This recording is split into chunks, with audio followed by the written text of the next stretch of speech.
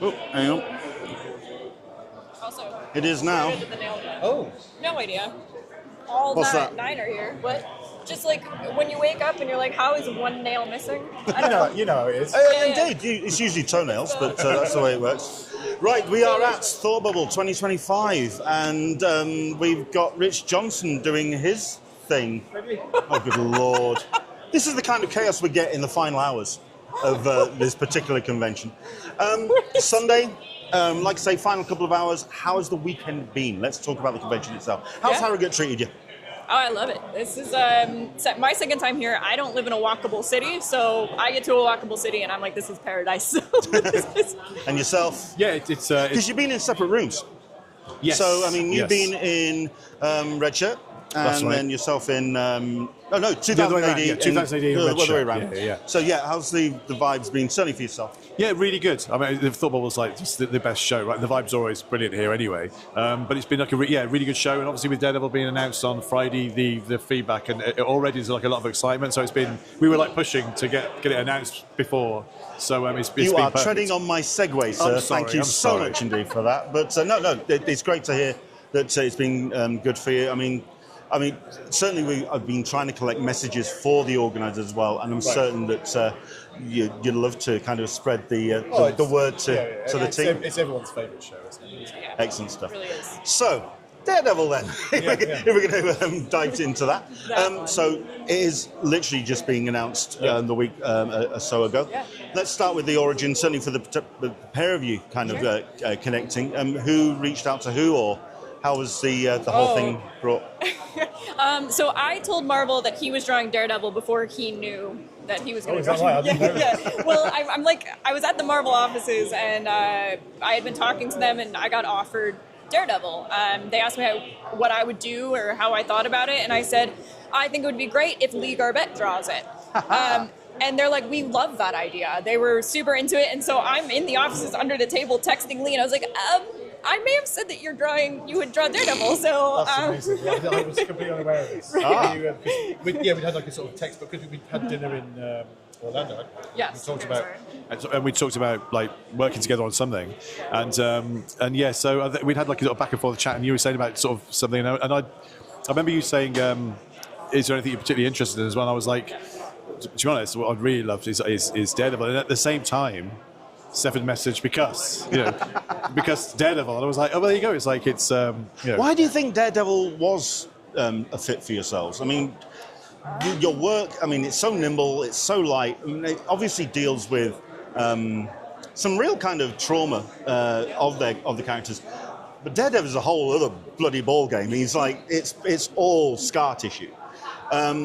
Was that, do you think, the reason why you were approached, or is that the reason why you felt Daredevil was a fit for your own writing? Yeah, I think I started really as a crime writer, doing a lot of historical fiction, crime fiction, and I think that this is one of those times where editorial really paired me with some of the stuff that I had really been honing as a writer. And I was like, I think that that's a good fit for me.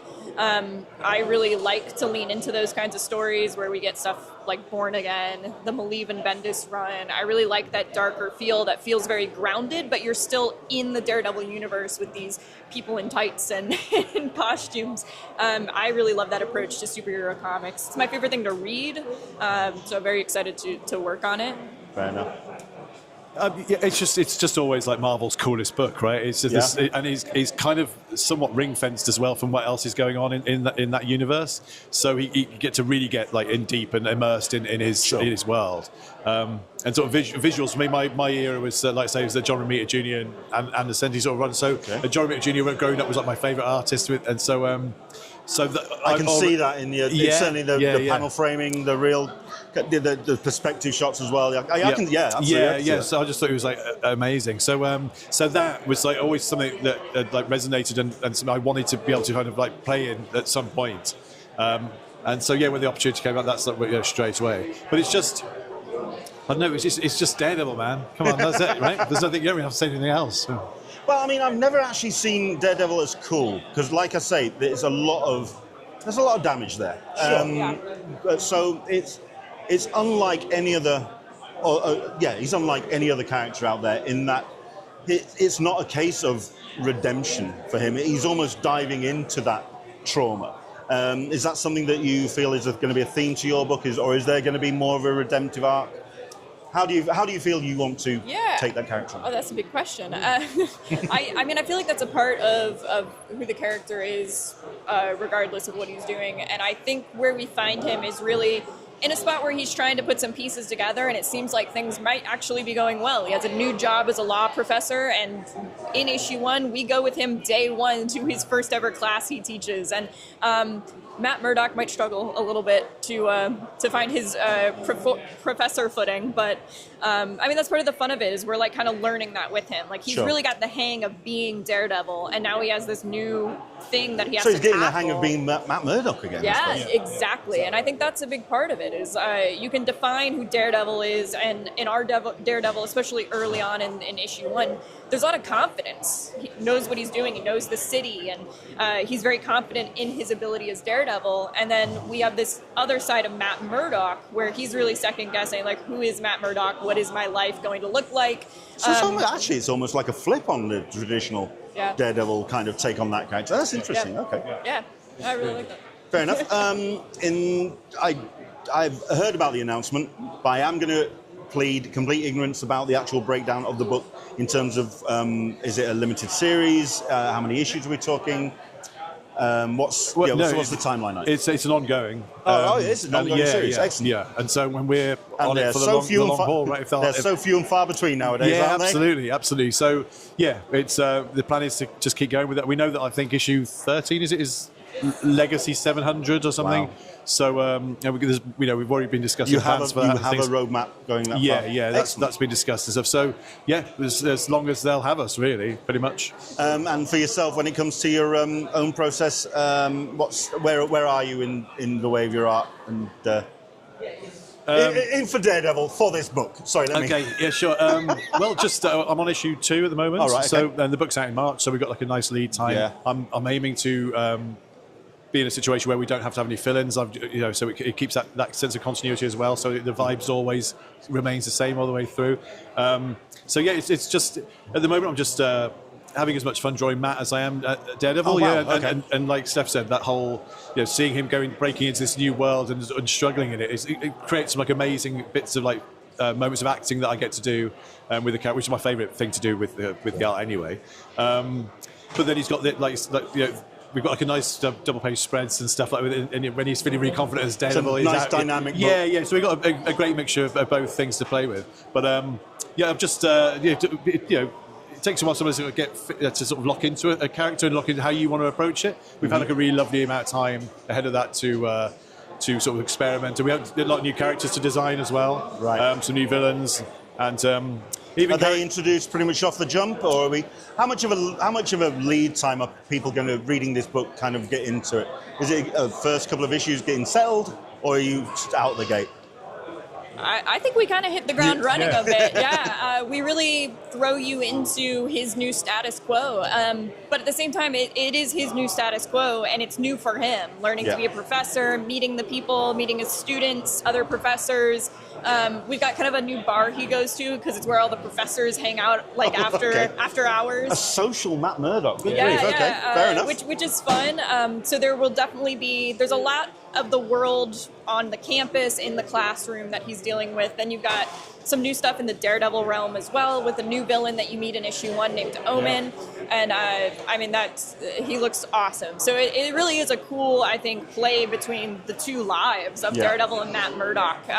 Also some new detective characters that I'm very excited about. Can you tease any of them? Sure. Can you let us know? One of them, his name is Dominic. He's very young, and so kind of his story is when you have all these really corrupt cops that kind of are gone by the wayside because of their connection to Kingpin. We're going to get them out of here and try to restart. Right. So Dominic is super young and gets promoted because he wasn't corrupt. He was too young. Okay. So he is very by the book, very also young. So he thinks Daredevil is cool, but he's now been promoted to basically a homicide detective who is terrified, and he does not like gore, and he's trying to like hide it. And So, he's looking at a dead body, and some of his internal monologue is just like, I really have to try to not throw up here. Wow. Like, this is...